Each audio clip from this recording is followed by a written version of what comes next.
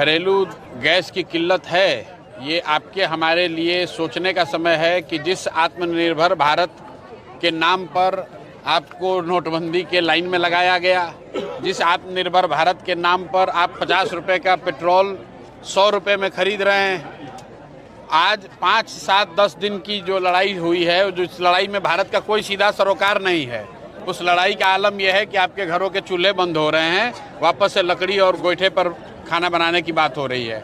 ये दिखाता है कि बड़ी बड़ी बात करना एक बात है और ज़मीन पर उसको उतारना अलग बात है। तो आत्मनिर्भरता की बात, विश्वगुरु बनने की बात, ये सिर्फ स्लोगन में ज़्यादा अच्छा दिखता है। ज़मीनी हकीकत यही है कि देश में एक बहुत बड़ा वर्ग ऐसा है जो कि आज भी अपने जीवन की मूलभूत समस्याओं के लिए जूझ रहा है। पढ़ाई के लिए, खाने के लिए, रहने के लिए मूलभूत सुविधाएं जो होती हैं वो भी उसको मैसर नहीं है। और बिहार जैसे राज्य में तो इसकी स्थिति इतनी खराब है कि 100 में 60 आदमी आज भी बिहार में 100 रुपया दिन का नहीं कमा रहा है।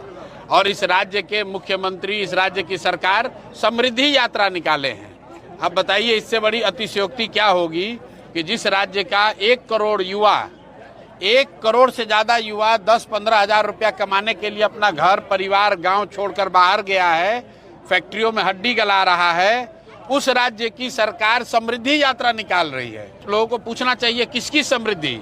समृद्धि है जो सत्ता में बैठे हुए लोग हैं, जो अफसर है, नेता है, उनके यहाँ समृद्धि है। उनकी समृद्धि इतनी हो गई है कि बिहार के अफसर और नेता बिहार छोड़कर, दिल्ली बॉम्बे छोड़कर ऑस्ट्रेलिया और इंग्लैंड में जमीन खरीद रहे हैं, घर खरीद रहे हैं। और जो बिहार के बच्चे हैं वो तमिलनाडु में, गुजरात में आप देख रहे हैं हजारों की संख्या में लोग खाना बनाने के लिए भी वहाँ उनके पास गैस नहीं है। आप देख रहे होंगे ट्रेन में लोग लौट कर आ रहे हैं। तो ये दुर्दशा है देश के साथ साथ, लेकिन हम ज़्यादा जो समस्या है वो बिहार जैसे राज्यों में है।